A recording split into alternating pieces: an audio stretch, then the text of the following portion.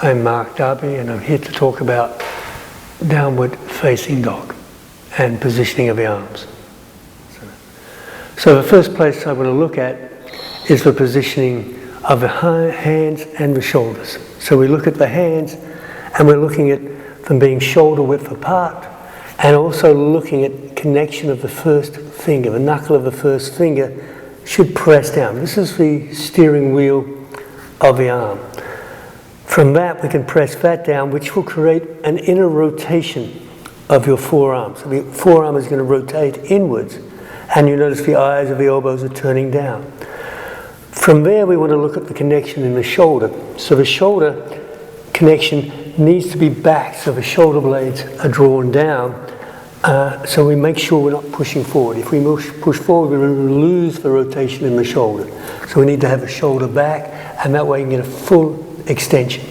So as I said, knuckle down, forearm rolling in, but then we descend the outer armpit, or we get a rotation in the opposite directions, which actually creates a very strong arm, and that connection is going to help us connect into this whole area here, this whole strong area, the serratus, all these muscles here, or if we want to call it the pelvis of the upper body.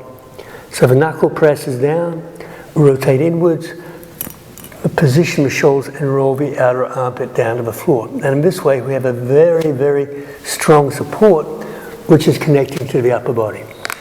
From there, and the easiest way to show this is just to come onto the knees and position so the knees are directly underneath the hips, but we have the hands underneath the shoulders or slightly in front. And then I'm going to start by pressing the knuckle down, again positioning the shoulders, very important, position the shoulders, roll the armpit down, and then we're going to go back a little bit to create weight into the legs. So by doing this, we lift the knees and all the weight comes onto the legs, and then from there we can press upwards. And it's very important to understand the upward movement of the sitting bones as we lower the heels. There we have the position downward dog. Thing to avoid is, and which this does do, is allows the back to broaden rather than having this motion where the shoulder drops. We need to lift this area just here. We need this area to lift, and that will facilitate the rolling of the armpits down. So this is important motion of the upper arms.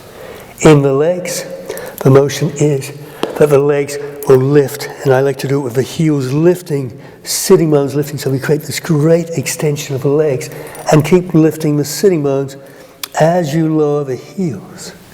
And if you notice my feet, the feet are extending. There's lots of energy in my feet. It's a wonderful position to be in. A little talk about downward facing dog. Thank you very much. This is Darby from Sattva Yogashala. Sweet.